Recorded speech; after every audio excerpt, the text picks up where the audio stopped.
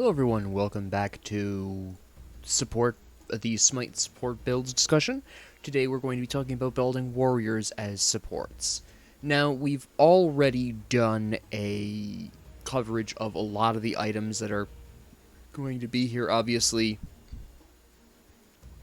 we have to compensate for the fact, obviously, that warriors have different items they can access than guardians do and vice versa. So let's talk about that. We're going to talk about those really quickly. Now, the really big change in terms of what warriors have access to as compared to guardians, there's really three significant changes that we really need to address from a support perspective. Now, throughout this series and throughout my channel so far, I have semi-advocated for splashing in a single useful damage item on certain guardians or certain supports to help out with the damage a little bit. This just seems to be where the meta is going at the moment. This is more my response to what I've found effective and what I've seen to be effective in the current meta is, you know, maybe a Soul Reaver here, stuff like that. Now, we have a Soul Reaver equivalent, obviously, theoretically, in terms of very specifically Heartseeker. Don't worry about the mouse, it'll come back eventually. Now, the thing we have to address with the Soul Reaver versus Heartseeker comparison here is the very serious problem Heartseeker has in that it scales very specifically to your power, whereas Soul Reaver, if we want to actually... There's the mouse. Let's go ahead and grab a Guardian really quick here, and let's look at Soul Reaver here, right? Your abilities deal, if the target has over 2,000 health, Soul Reaver responds to the target's health, to the enemy's health. So while it only does 2% of the target's maximum health initially, it better scales up past 2,000 health. This effect reaches a maximum of 9% at 2750, right? That's a 750 health difference. That's not a whole lot, especially if the enemy team comprises primarily of guardians and or warriors. You can see here, Atlas's default health at level 20 is 2800. So already, if you build Soul Reaver against Atlas, regardless of what items he's got, you're going to be hitting him for the full 9%. Alright? Let's go back to... let's go to, just as an example, I'm trying to find someone who's not, like, supremely well known for being supporty. Let's choose Nike. No, not Nike. Let's choose... let's actually go with Kukulane. He doesn't really... You don't really see him a lot. He's already at 2452, right? That's not too far away from 2750. And with just a couple of, I would say 2 health-boosting items, approximately speaking, give or take, depending on their strength, you're going to see him breach 2750 in terms of max health very easily. Soul Reaver is really effective against a warrior and guardian-heavy enemy composition. Heartseeker has a different scaling. Heartseeker scales according to your power. As a support warrior, you're not going to have a hell of a lot of that, alright? It's just a fact. As a support, you really shouldn't be breaching 200 physical power. That's not what you're there for. So, while on paper and in theory, Heartseeker is a really effective substitute for Soul Reaver, in actual practice, it really isn't. Okay, and there's just really no solution. You're just going to have to settle for Heartseeker, unfortunately, if you are going to be using an ability-based warrior, and you want to splash in a little bit of damage. Heartseeker is your only real solution here, on paper. Again, I've actually found that in a lot of situations, if you are an ability-based warrior that you're bringing into the support role, Heartseeker is just best to be ignored. I've never really done well with this as my damage splash. What I usually... What I usually use instead is Gladiator's Shield if I happen to be playing a support warrior and they rely on abilities like Cuchulainn. I don't normally take him into the support role because I don't think he has enough crowd control in my opinion, but that's my opinion. But using him as an example, he's very heavily ability based.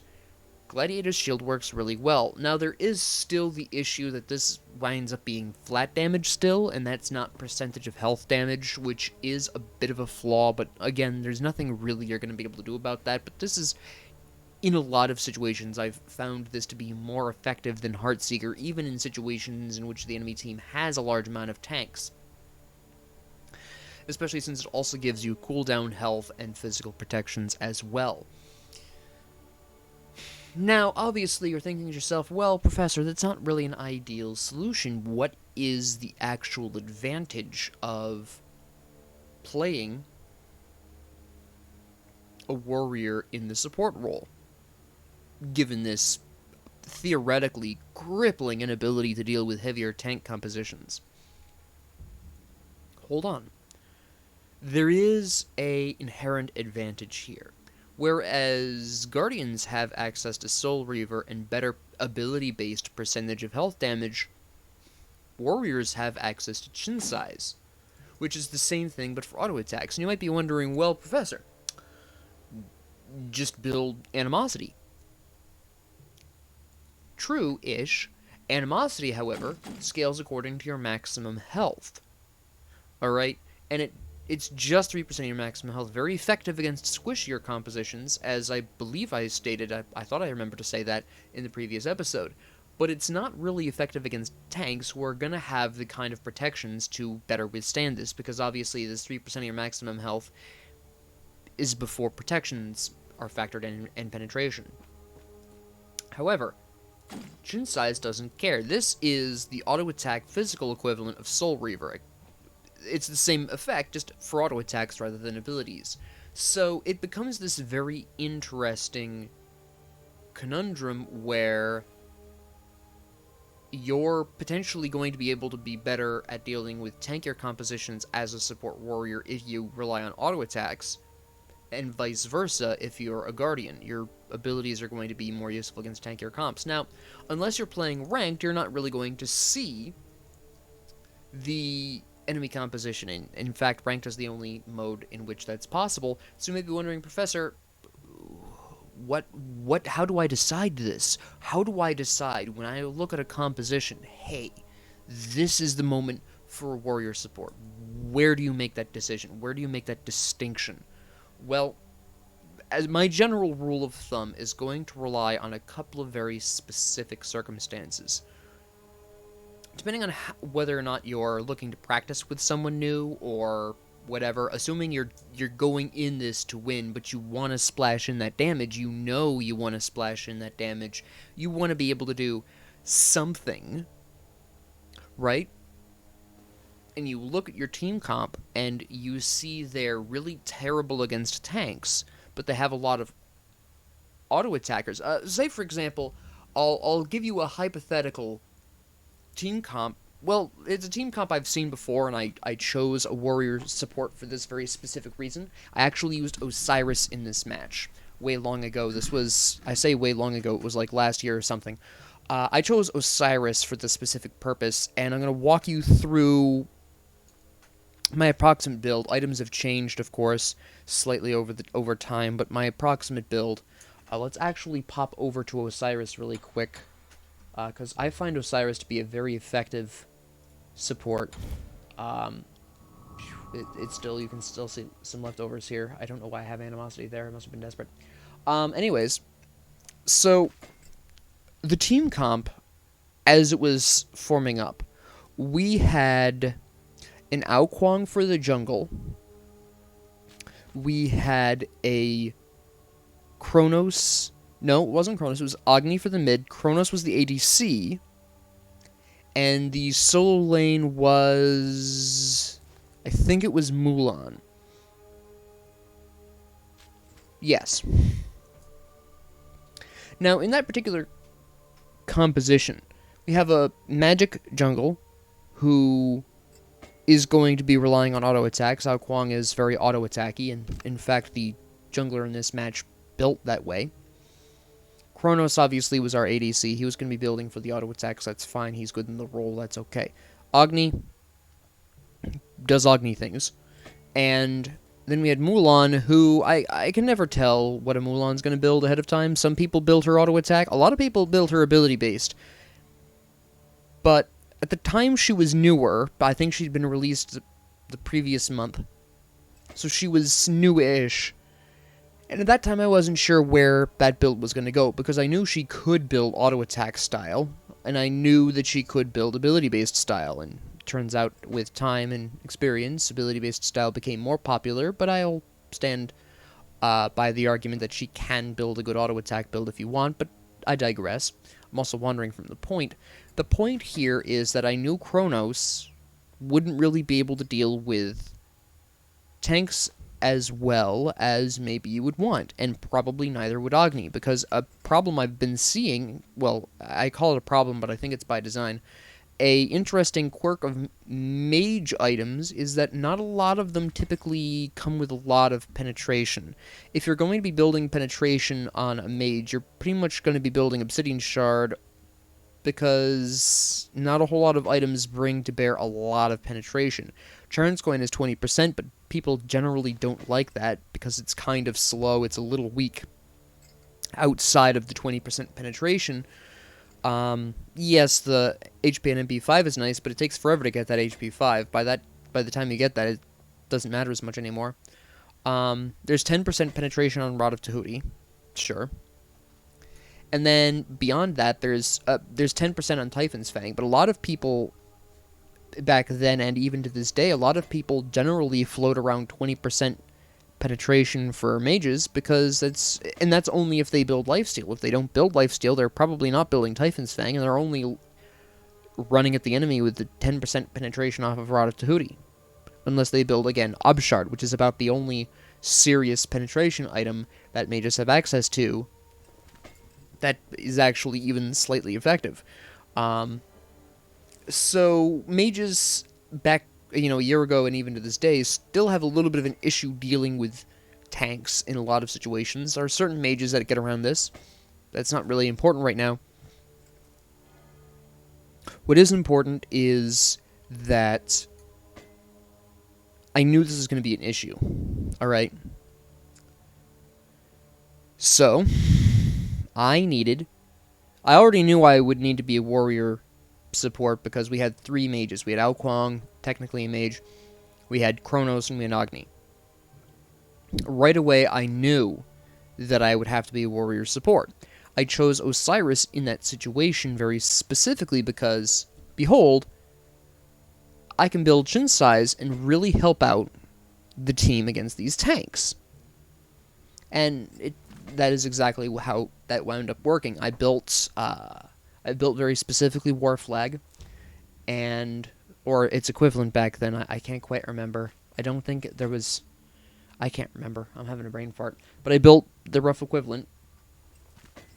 And I built Shogun's Kusari. I think I had Talisman of Energy.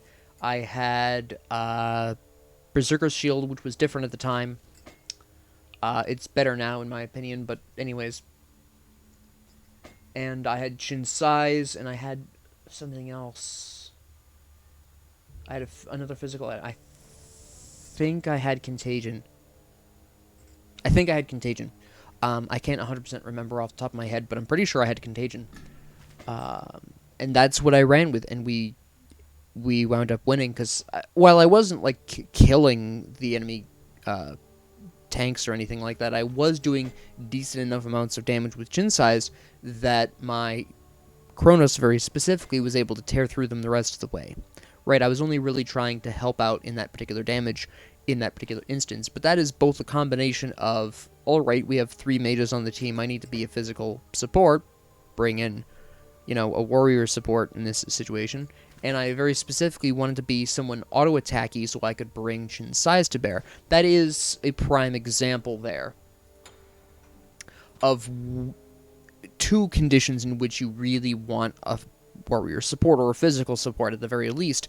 Now, I actually want to talk about Berserker's Shield, because, you know, a year ago, Berserker's Shield didn't have this passive, it had a different passive.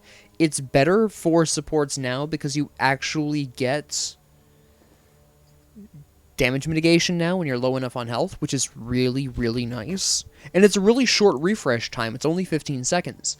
Every time you're below just under half, basically just under half health, 40% health, that's a pretty good deal. Alright, it also gives you HP 5, which is really nice. It gives you some physical protections. It's, for supports now, this is a much more viable option. So if you are going to go with, even if you're not going to go with Chin Size, actually, Berserker's Shield is just a really good item if you happen to be a physical support that has really great auto attacks, like Osiris. A couple of other standout, get that out of here. A couple of other standout warriors that play really well with auto attacks are Bologna, Amaterasu, who there's a bit of a quirk there with her that I'll talk about in a bit. As I said before, Mulan, I just don't like her in the support role. Viman, if you feel like it. Gilgamesh. There's a bunch of very interesting options here. We're going to go actually to someone who doesn't have everything filled in. That works. So, we have that particular circumstance, right? Now, there is one very serious disadvantage to playing a warrior support that I really dislike, and that is the loss of Spear of the Magus. Okay, Spear of the Magus is an incredibly invaluable item for Guardian supports because, assuming all of your abilities deal damage, you can increase the amount of damage your allies are doing, get a little bit of lifesteal to help you last a little bit longer in the team fights, get a little bit of penetration to actually pose a legitimate threat to the squishier enemies, get just a bit of power in there if you really want to actually do that damage. That matters for some Guardians, it matters less for others. It's a really nice support damage item because it actually really helps out your allies in a way not many other damage offerings do. The only other thing that I could compare it to in terms of supporting your allies would be Divine Ruin to help with the anti-healing. That's about it, but even then there are tankier solutions for that. But Spear of the Magus is really nice as a support. I get to increase my allies' damage, and that's a really great thing. Warriors don't have that, unfortunately. Alright? Now, some people will say, well, you lose a Void Stone. Yeah, but in exchange, you get, if you've played for any amount of time, you get Void Shield instead. Alright? It's a little less tanky, sure. The aura is more powerful on Void Shield, but the actual protections it offers are a little bit smaller. I'm pretty sure the health is a little bit smaller too. That's fine. It's still roughly... you're really buying this primarily for the aura. The tank stats are just a nice side bonus. It's equivalent enough where I'm not really upset at the loss of Void Stone. It really depends primarily on... well, it doesn't even depend on your team composition, to be completely honest, because if you pick a Guardian, you're probably going to be 2, maybe 3 magic damage in the first place. If you're picking a Warrior, you're probably going to be 3 physical damage, so basically, it doesn't matter which one of the two you pick, you're going to have access to a protection reduction if you want it. That's going to help out, more than likely than not, the majority of your team. Okay? Beyond these very specific item changes, there really isn't any other significant difference in terms of building.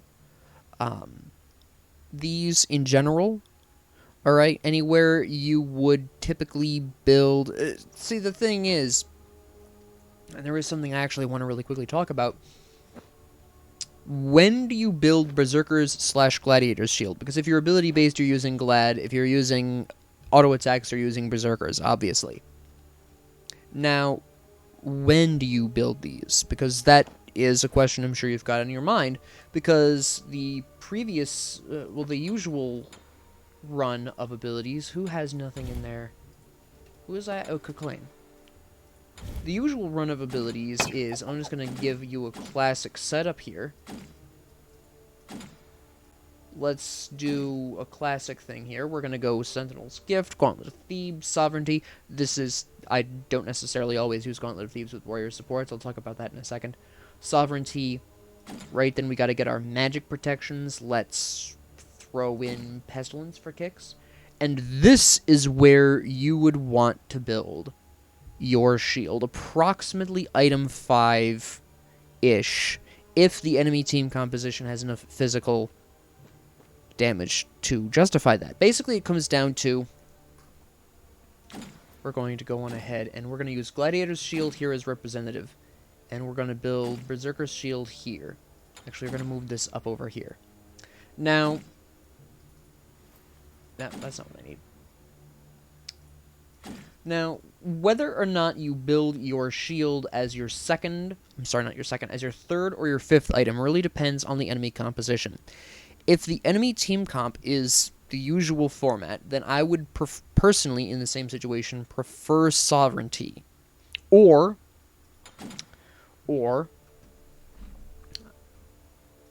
depending on how the team composition is set up, Witchblade. Now, another serious loss to physicals, I actually forgot to mention this before, but another serious loss of items for warrior supports is the loss of the Jade Emperor's Crown, because a 15% power drop is nothing to sneeze at, but you don't have access to that here, which is a bit unfortunate, but that's fine. That's just, you know, the way it goes.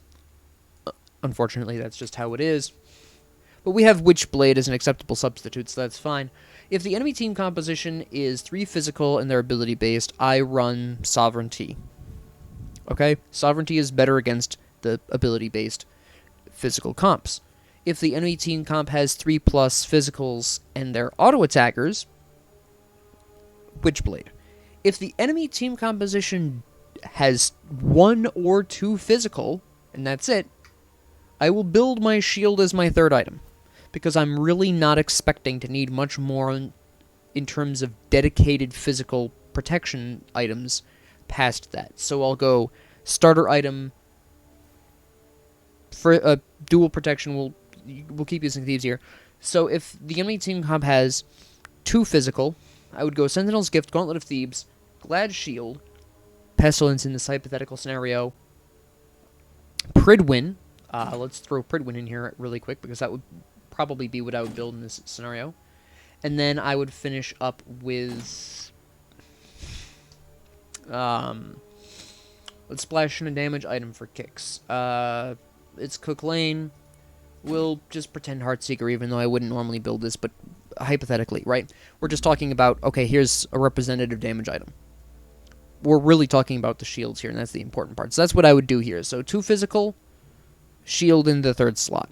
3+ physical, 5th slot.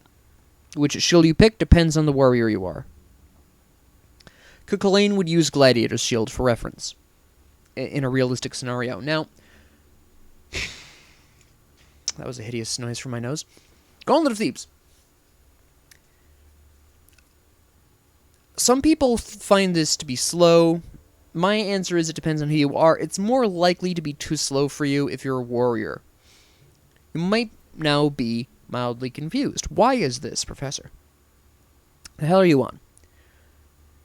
Look, warriors are designed...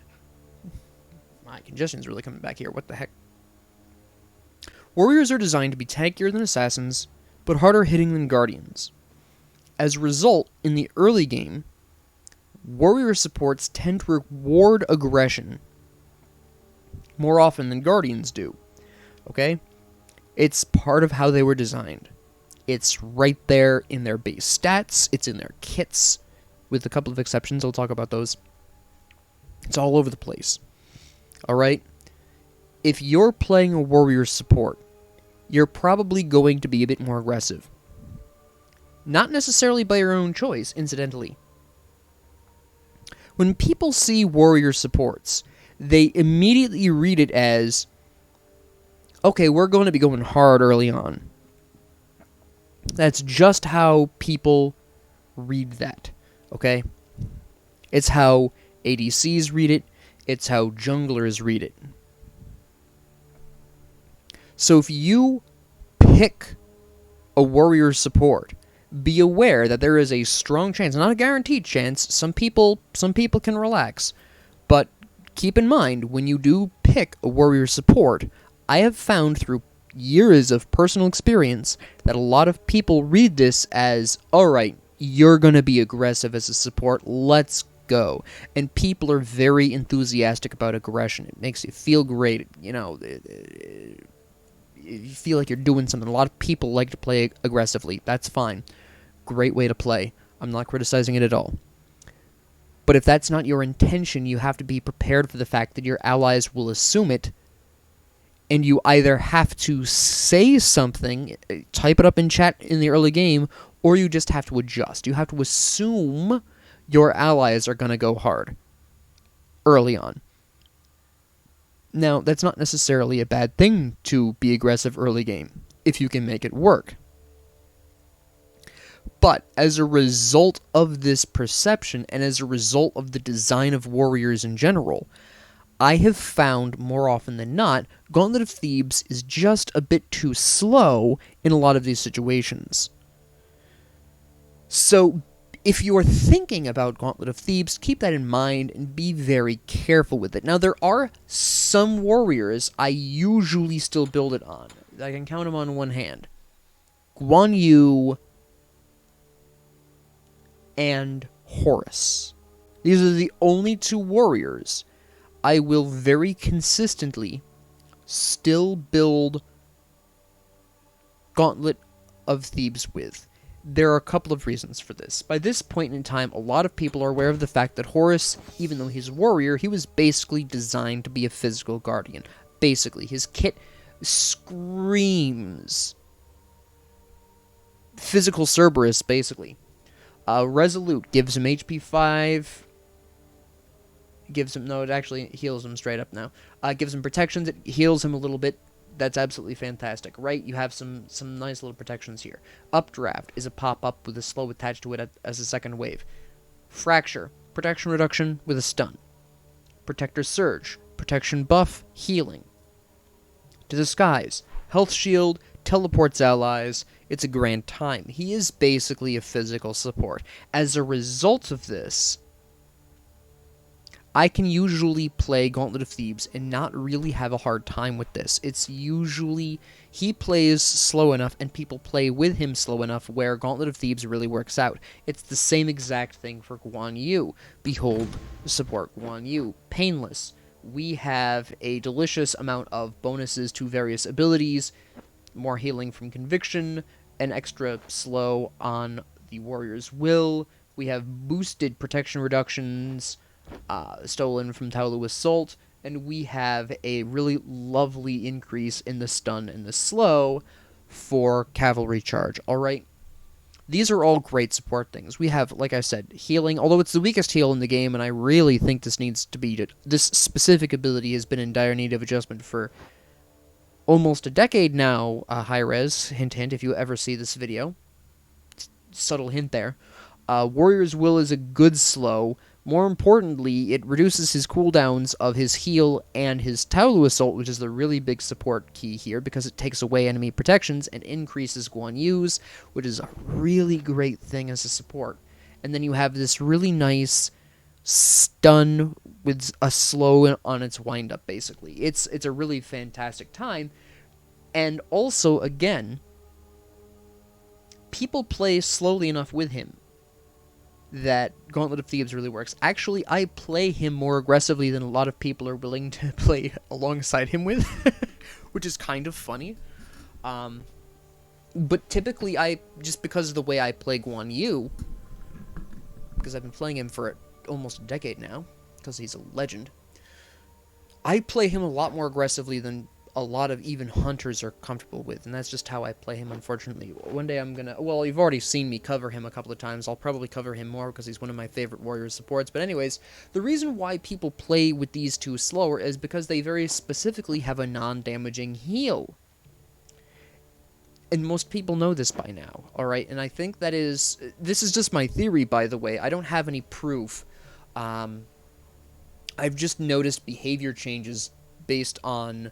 You know, I play Guan Yu or Horus, people play slower, they play a bit more defensively. I bust out literally any other warrior as a support, suddenly we're going hard, we're we're really, you know, kicking people around. Even with Hercules, who has a self buff with a heal attached to it, people play pretty damn aggressively with him too. But I think the difference here is that Guan Yu and Horus heal other people, so, you know, a lot of people, you know, knowing this, they want to play it a little bit slower so they can really take advantage of that healing. They can do their poke, they can, you know, take that minion damage in response, win the wave, and then be healed back up to wherever they're supposed to be by Guan Yu or by Horus.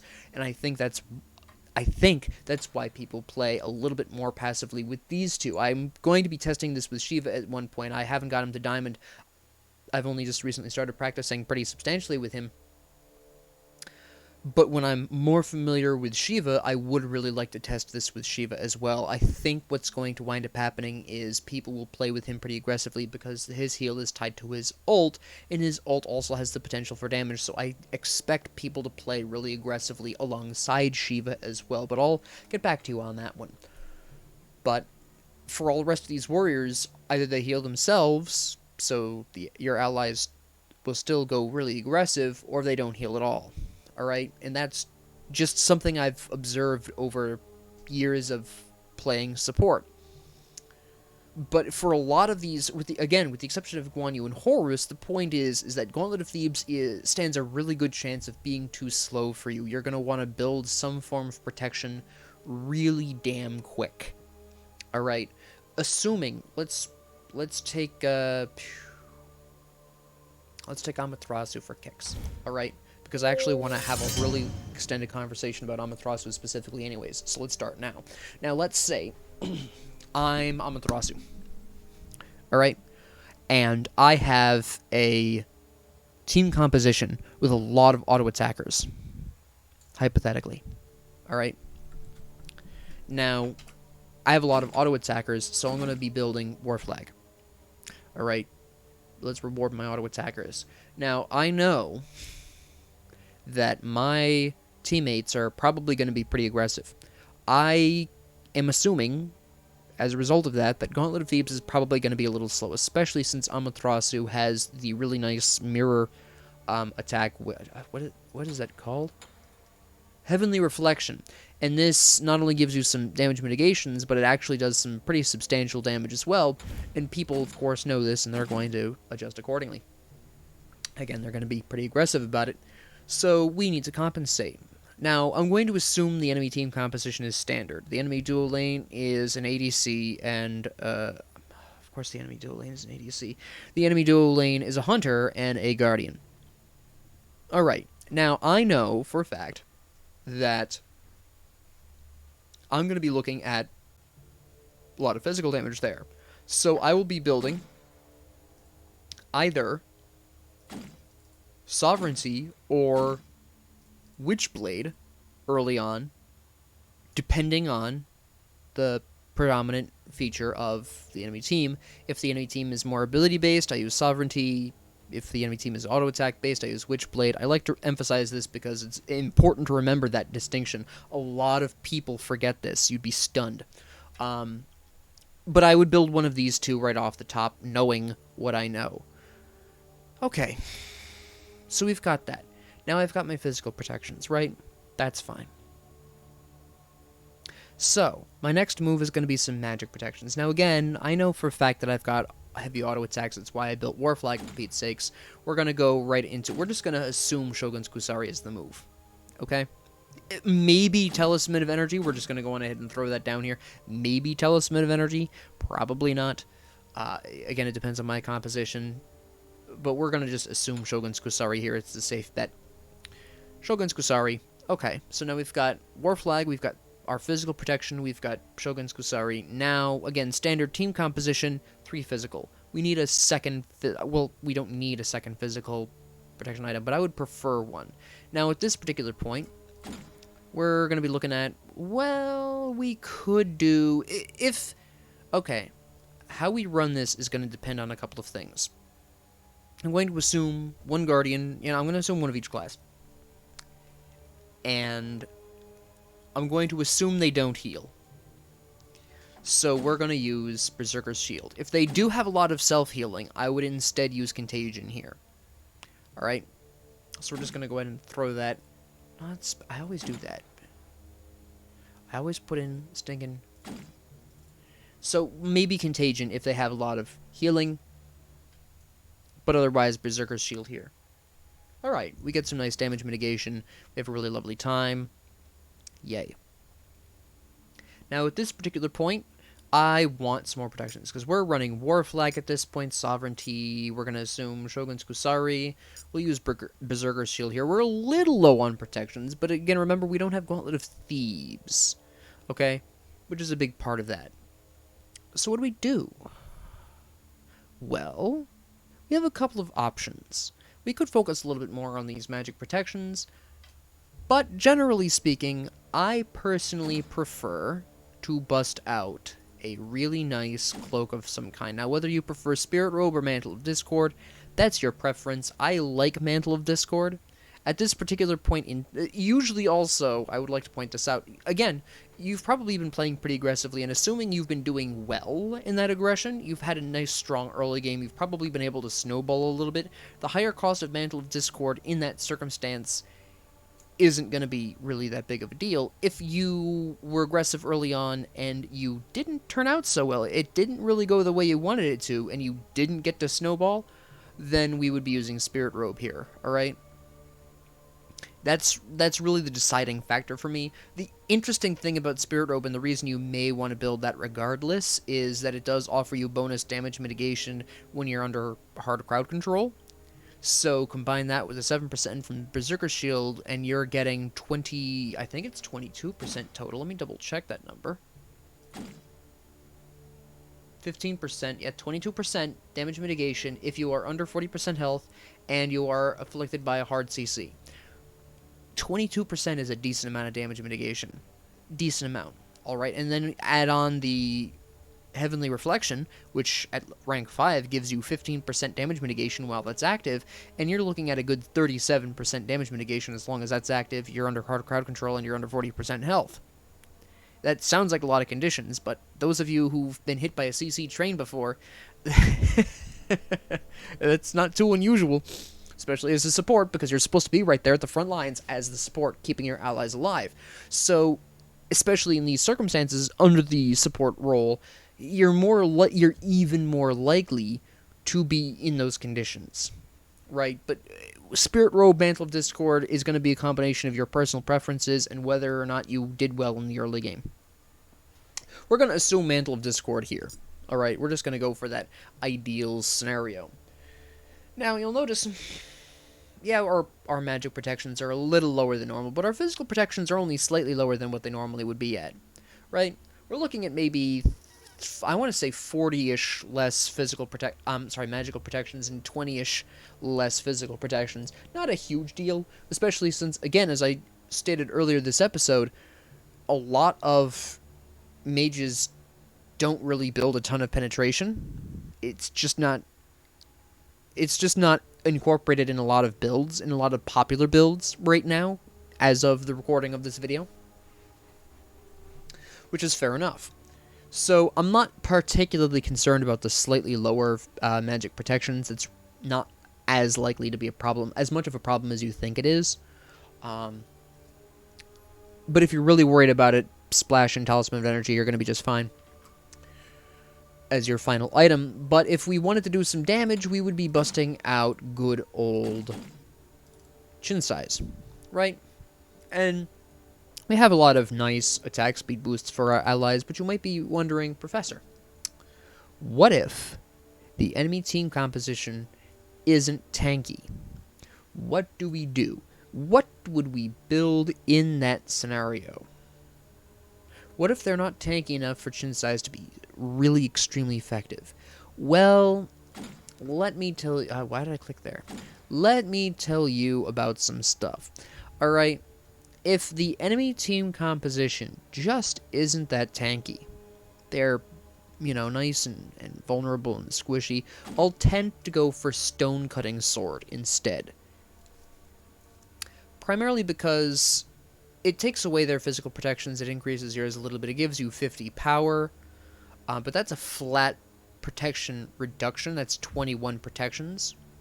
And I'm just going to go ahead and save this really quick because I just want to emphasize very much. Let's look at your average mage.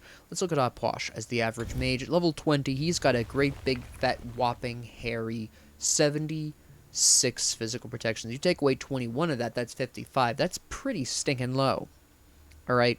Add in the fact that your allies probably are building some flat penetration of their own, and it's going to get really ugly really quickly. Another alternative option I might do, depending on the team composition in this situation, is I might also build, depending on how aggressive I'm feeling, I might build a Void Shield. I don't usually build this as a support. I find that if a Void Shield is necessary, usually either the assassin or the solo laner already has it. Usually. And generally speaking, in a lot of situations, Shin size might be more effective for you. It depends on whether or not I'm playing auto attack based. Again, I play with randoms a lot. I play casuals mostly because it's just my preference. If I find that the enemy team composition just is abnormally tanky, and I'm not an auto attacking warrior, maybe I'm Cuchulainn, maybe I'm Hercules. Void Shield would be the better choice there. For Amaterasu, I wouldn't go Void Shield. I would either go Chin Size for tanky, or a Stone Cutting Sword for squishy comps. If I were ability-based, I would very likely be splashing in... Well, I'd already have Glad Shield, so I'd very likely be looking to add either Void Shield. If I were ability-based, I would be doing either Void Shield, or alternatively, I would be splashing in some other form. I might go for Pridwin, even though it's not my favorite necessarily. I might instead go Anslayer Runic Shield. I might go Shifter's Shield. It would really depend. I tend to bounce around a little bit more with ability-based warriors. It would definitely be something that offers me a little bit of damage, though. Maybe I feel particularly crazy and I go Heartseeker. I've done it before. But that's generally where I'm going to go with this. Now, Amaterasu is interesting for a couple of reasons. Because she has a abnormally supporty passive. Now, let's save this really quick and talk about Illuminating Strikes. After 3 hits of basic attacks on the same target, that target gains an aura, causing them to take more damage from all sources. Any other enemies that come near the afflicted target are weakened as well. This is really great. This is a better version of Spear the Magus, but you have to auto-attack. Also, interestingly enough, she's one of the very few warriors that I will actually prefer to use Animosity, which you haven't heard me talk about so far this episode for a very specific reason. A lot of the times, Animosity really isn't the move, alright? Depending on how you build. Stone Cutting Sword tends to be a little bit more effective against squishier comps for a lot of auto-attacking warriors because it does reduce their protections, which matters quite a lot, and it adds 50 physical power. Very potent combination. Animosity, as we've already discussed, isn't hugely effective against tankier comps, and in that particular case, Chin Size is better anyways, because it is actually better against tankier comps. It gives you 40 power, so that's 40 flat increase in damage, and 20% attack speed, things that Animosity can't match. But because of Amaterasu's passive, Animosity's bonus damage actually also does 10% more damage, and she is the only warrior, well, one of only 2 warriors, now I forgot about Gilgamesh for a second. She's one of only 2 warriors where if the enemy team composition is abnormally squishy, and I know this, and I intend on doing some damage with auto-attacking, I'll build Animosity instead of Warflag, drop Stone Cutting Sword entirely, and go for something else along the lines of, well, generally speaking, I'm actually going to go either with Frostbound or with the Sledge. Alright, that's usually what I'm going to go for with Amaterasu very specifically. If the enemy team composition has a lot of healing, I'll actually go for Toxic Blade for some anti-healing instead of using Contagion at all. And just go with this, I'll go with Sovereignty or Witchblade, I'll go Berserker's Shield, skip over Contagion entirely, and just use Toxic Blade instead with Animosity. Alright, Amaterasu is, again, one of only 2 warriors I do this with. Gilgamesh is the other one, just because the Sunforged Scimitar also deals bonus damage based on his max health, so he wants to do that anyways.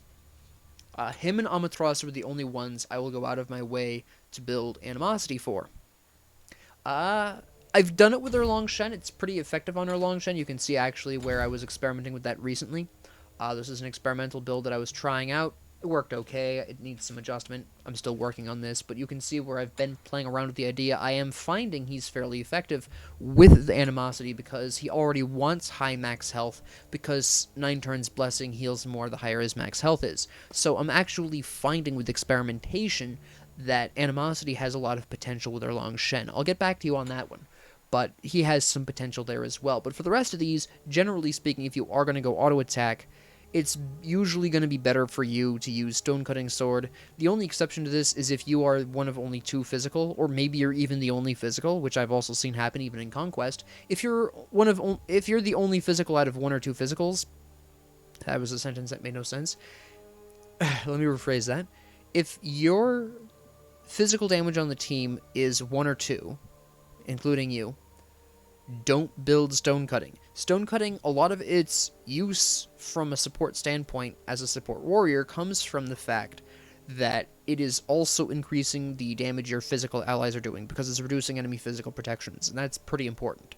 That's a big part of why that's useful. If you don't have the physical allied support to make that worthwhile, then it's going to be better for you to build Animosity in that particular instance. Again, that's going to be circumstantial, and that's also going to somewhat depend on how comfortable you are building Stone-Cutting Sword. There are, of course, going to be preferences here. How you prefer to play is going to be a little different from me, but it is worth mentioning that. That's mostly what you need to know about playing warriors from a support role. Everything I talked about in the previous 2 episodes applies here, with the exception of what I talked about here. What I talked about in this episode are generally the exceptions to the rule. There is one other thing I want to talk about really quickly, more of a swap than anything else, and this only, again, affects Guan Yu and Horus very specifically, but with Guardians that can heal, such as Sylvanas, for instance, you would go with the Lotus Crown, which gives your allies bonus protections when you heal them. Lovely. Great item. But obviously, because physicals, warriors don't have access to the crown line, what do you do instead? What if you like healing allies and you want to do something for them? Well, your equivalent as a physical support is very specifically Caduceus Shield. Now, this is a bit interesting, because in some ways Caduceus Shield is actually better than Lotus Crown, and in other ways it's worse, and that requires some explanation as to why. Lotus Crown, if you heal your allies, is always good. That is offering bonus protections to everyone you heal. Sylvanas loves this, Yamoja loves this. 2 examples. You're just giving them increased protections, but Lotus Crown only increases physical protections. It does nothing for you against magics. Caduceus Shield is either more or less effective depending on your team composition. See, Caduceus Shield's protection output of 30 of each is more effective against every comp out there. I don't care what the enemy team composition is. Caduceus Shield is a nice thing to have. The issue comes with its aura and how effective that is. As nice as it sounds that all allied gods within 70 units have their healing increased, this really depends on how much they heal themselves. If your allies aren't healing themselves and you're the only one that's healing them, that's really not going to go far, okay? Especially considering, for example, Guan Yu's healing, which is the weakest heal in the game. 20% of... Let's give the ideal scenario here, just so you can see how egregious this is. Okay, we have 150 healing. Let's use the boosted healing. Let's be really aggressive with this, alright? Let's do the boosted healing. We have 150 times 1.7 boost, 255. 255 HP of healing every 13 seconds. Ooh, I've just blown your mind. Now, add on to that the gloriously powerful 1.2, the extra 20%, 306. 306 HP of healing with Caduceus Shield. I'll give you a moment to let your mind unboggle. Now, that you're unboggled, that's not a hell of a lot. But if your allies heal themselves a decent amount, say you pick support Guan Yu because your ADC picked Soul, you've got Anubis for your mid, you have Pele as your jungler, and you've got a Hercules solo. Caduceus Shield all day, every day, inject that right into my veins. Great item in that team composition.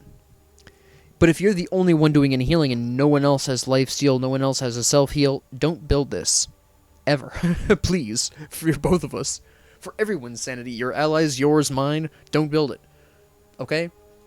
That's the interesting caveat there. It's a very odd comparison to make. But with that being said, that is the differences in builds that you need to be aware of when you're going from a Guardian support to a Warrior support, where and when you would want to be a Warrior support, generally speaking, and, some different ways to approach auto-attacking as a support warrior.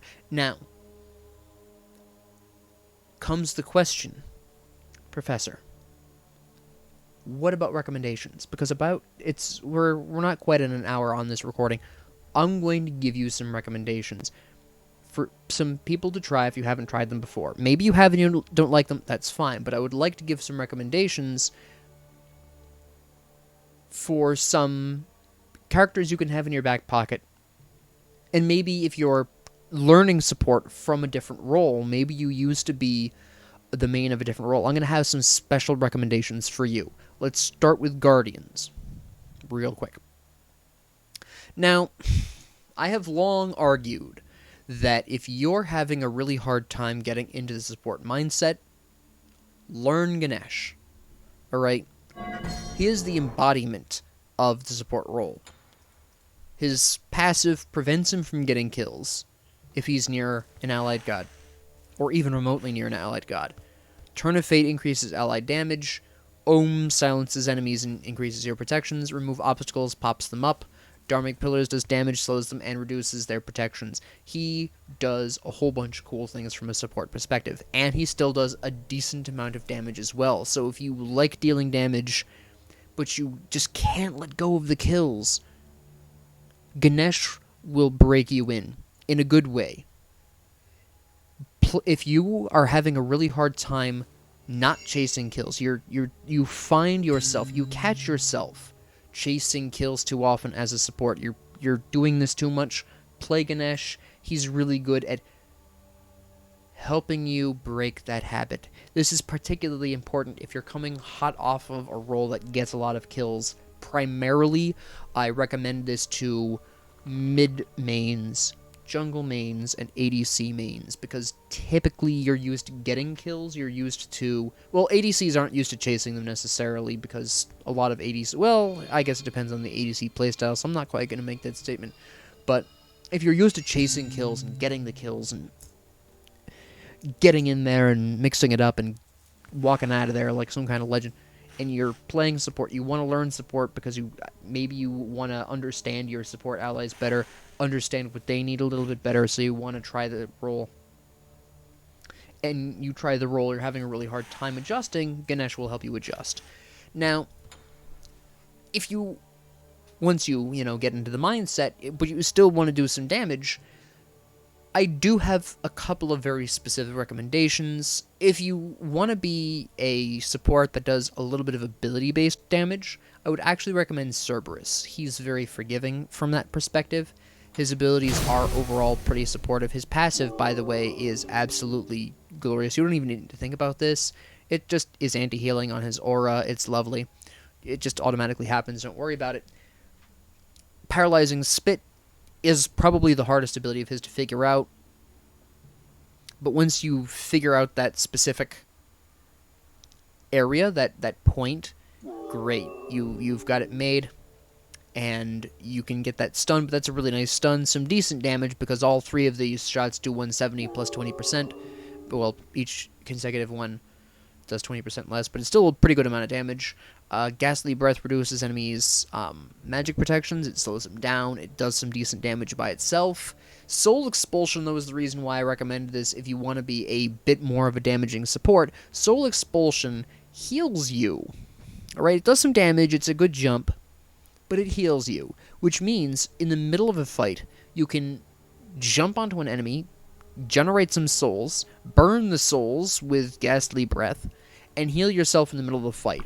In this way, Cerberus is very forgiving. Not a lot of Guardians heal themselves like this. And you can maintain pretty active healing in the middle of being a support. So for this reason, again, he is unusually forgiving as a Guardian. If you're new to being a Guardian, or new to being, let me rephrase that, if you're new to being a support, and again, you want to at least do some damage, Cerberus is the move. Alright, and of course he's got the really amazing Stygian Torment. This is basically a modified Aresult. If you're into auto attacks, say you're an ADC main, and you want to do a bit of damage, I've actually got two recommendations for you. One a little bit weirder than the other. The first one, obviously, is going to be Sylvanas. Sylvanas has the only... Well, Yamoja has ranged, but I wouldn't necessarily recommend anyone new to the role to start out with her. She's very odd compared to the other Guardians. But he's got the lovely little auto attacks, the distance auto attacks. He's got very forgiving cooldowns. He's also very forgiving because Wisps heals him as well. It gives bonus protections. So if you make a mistake, it's a little easier to recover from that because Sylvanas can heal himself, boost his own protections. You've got your pop-up with Wrath of Terra, which is really nice. Does a decent amount of damage by poisoning enemies. Nature's Grasp is a skill shot, so if you're an ADC, you're already going to be used to that to some extent anyways, so you're going to adapt to this a little bit more. It's just a matter of figuring out that timing, because this is a bit of a slow skill shot. It's fairly interesting. But it's a skill shot with a good stun. It's a pull, obviously. Again, for ADC mains, this is going to be a bit of a better adjustment. It's going to be an easier adjustment for you. And of course, you have Verdant Growth, which, if you make impact, is reduce protections, which is really nice. Roots the enemy. If you miss, again, that's MP5, which also makes him very forgiving. You make some mistakes. Okay, you get everyone out. You throw down a plant. Everyone's regenerating their mana. It's a lovely time.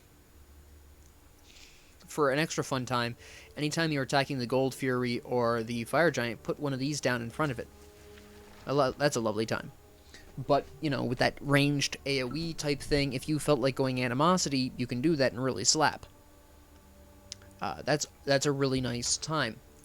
Another alternative one would be Cthulhu. Again, very supportive in a lot of ways. We have damage mitigation here, of course.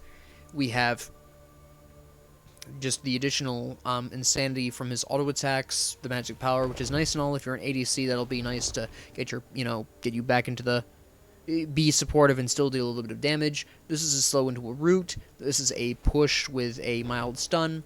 And this is, of course, the glorious ult. We discussed that in his episode. I'll be recovering that, obviously, as I cover him more, because Cthulhu's a wild time. But you can build Animosity on him and have a really great time. I just find Sylvanas is more forgiving. Cthulhu is... odd. Still a good recommendation. He's still very strong. But if you're an ADC main and you're coming into the support role, I would recommend Sylvanas. Again, very forgiving. If you're a warrior, if you're a solo main, you've probably used one of these Guardians in your lane, or you've seen one of these. I know for a really long time, Sobek was very popular in the solo lane. Obviously, the famous Ares Walker in the solo lane, the absolute myth and the legend, frequently makes an appearance. I've seen Terras fairly often in the solo lane. I've seen Jormungandr in the solo lane. For solo laners coming into this role, pick whichever one of these you either see a lot and you're at least comfortable with conceptually, or ones that you've personally tried in the solo lane and maybe you even main them in the solo lane, perhaps.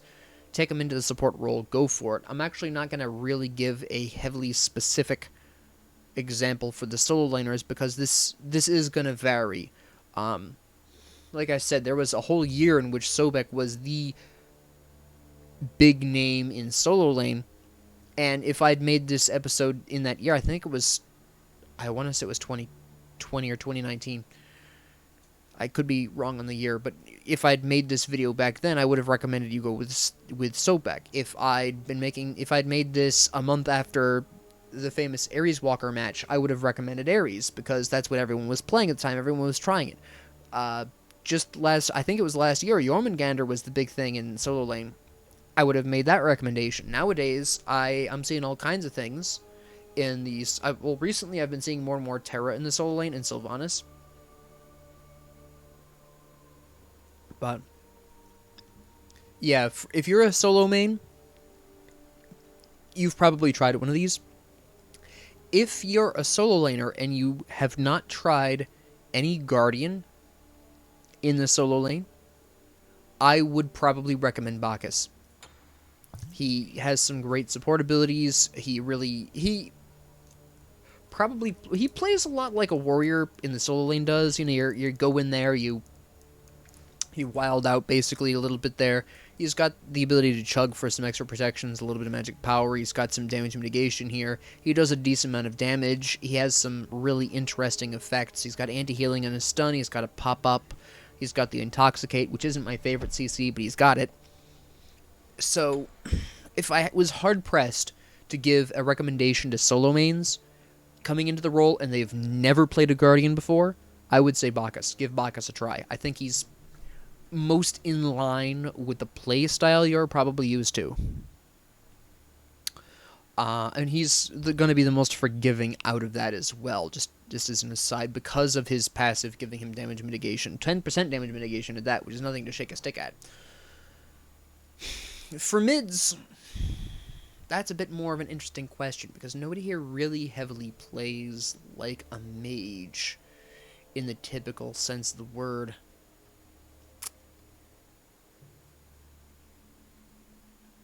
Yeah, I would just have to say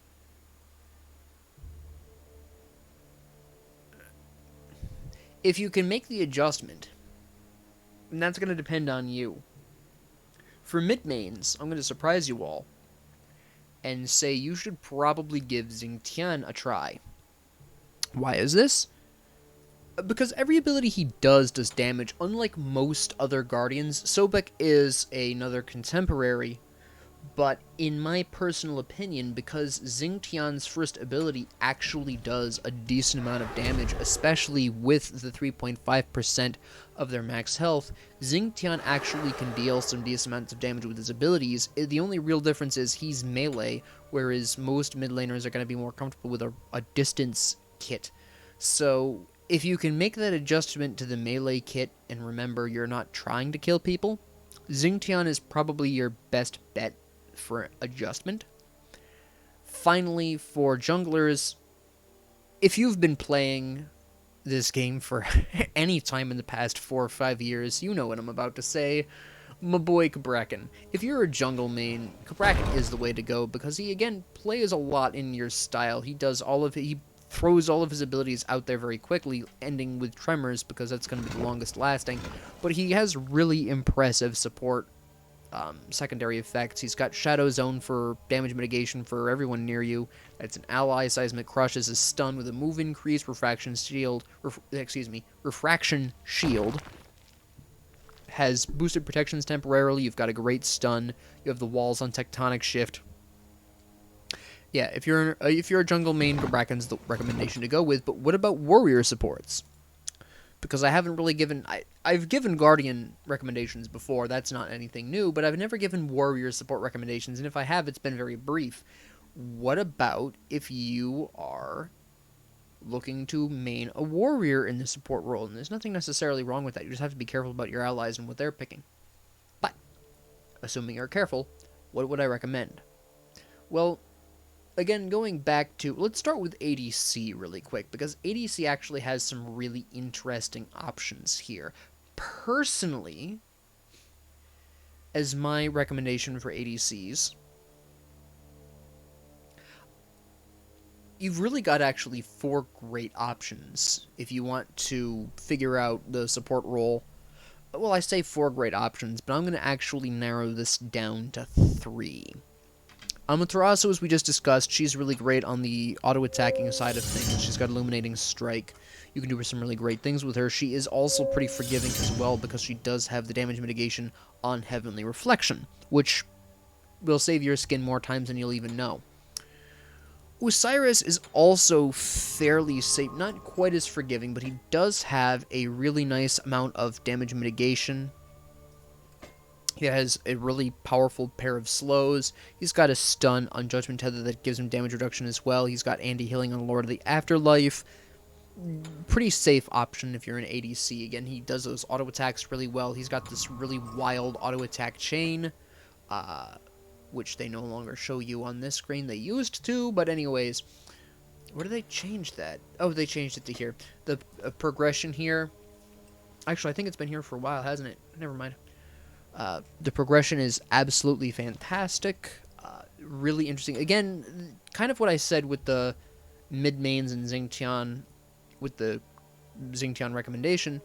For ADCs, you're going to have to adjust to melee for these two recommendations. My third recommendation, by the way, is Gilgamesh. He's got a slow on Sunforged Scimitar. He's got a stun and a push/stun on Dropkick. He's got a lifesteal aura for all allies, right? And then Winds of Shamash, or Shamash, actually, which is a slow, it's a pull if you're hitting them, it's a root at the end. He's got a lot of really great support effects as well. Really also great if you're trying to play an auto-attacky support warrior, right?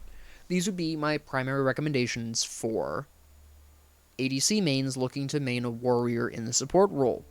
If you are a mid laner, again, we're talking about having the issue of you needing to adjust for the range difference here, except with a caveat. Because interestingly enough, if I were to give a recommendation very specifically for mid-mains to play the support role with the warrior, I'm actually going to give you the very unusual option of, not option, but the unusual recommendation of Hercules. Because there's a very specific combo, and mages, mid-mains love combos, we all know this. So many of them have combos, New WoW for instance. But Earthbreaker is the start of this combo, and it's got a fairly good distance on it. And then you go with Driving Strike, you throw in your auto attack, which hopefully by that point will be boosted by Strength from Pain, with any luck. You've got your nice Mitigate Wounds to keep Hercules in good health and make, risky combo attempts a little less risky for you. Again, you're going to be new to the role in theory. And then you've got Excavate, which is just a large amount of damage for no reason. But something that mid-mains will really, I think, appreciate in his kit.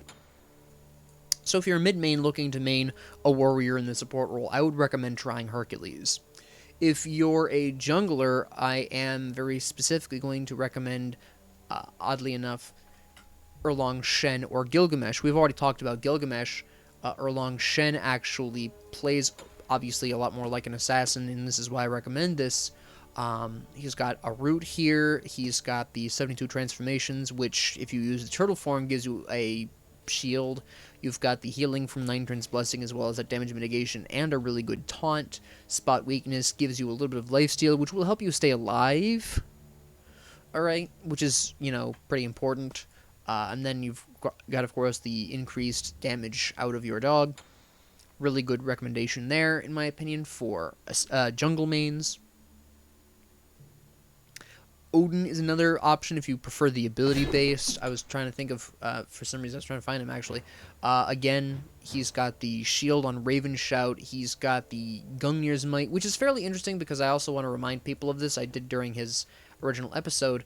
But if you throw Gungnir's Might after the first shockwave, after he emits the first shockwave, you give all your allies bonus attack speed, which is incredibly useful for jungle camps. Just saying, it's something I've used on the Fire Giant before. You've got Ring of Spears, of course, which is a really lovely time. So if you're an ability-based jungle main, your main in jungling is an ability-based assassin, try Odin in the support role. It'll take some getting used to, trust me, I know. Adjusting to play tanky and forgetting you don't hit hard anymore is a tough adjustment. But if you're an auto attacker, Erlang Shen or Gilgamesh are great options. There's a decent chance you've played one of these two probably, or there's even a decent chance you've probably played Odin before as well. A lot of junglers play warriors as their main. But if you don't play any of these three normally and you're looking to support with a warrior, I would recommend trying one of these three. Solo mains, obviously, one of these is probably your main, most likely. If your main isn't a guardian, it's going to be one of these. Pick your main. You're already going to know the kit. You're going to know how to adjust that to a support role. It's just a matter of changing how you build to be a little bit more tanky, basically, right? That's the one role I'm not going to really make a recommendation for, because I would say a good 80% of you probably have one of these as your main. And that's fine. That's great. If you want to convert that into a support role, you can. And don't let anyone tell you differently. Again, if you main one of these, you already know the kit. It's just changing that build. It's just changing your mindset. If you are looking to main one of these, it might be worthwhile spending some time as Ganesh for a little while just to get you into the mindset. Alright? Just as a random aside, though. Finally, no, I think I've covered. Yeah, I've covered everyone. Yep. Those would be my recommendations. If you are completely new to the game, though, I do have one specific recommendation. If you are completely new to the game, you're not a role main. You haven't picked. I haven't picked a role yet. I'm kind of wondering, do I want to main support and just be a warrior support main? Guan Yu or Horus are the best for this. All right. If you're coming in with no preconceptions, Guan Yu or Horus. That's what I'm going to just leave this episode off on, are these recommendations. So with that being said, thank you all very much for joining me. If you liked this, please like and subscribe. If you didn't, please ignore me. And if you have any comments, questions, concerns, ideas, suggestions, or requests, please leave them down in the comment section below. And thank you all very much for joining me, and have a great 24 hours.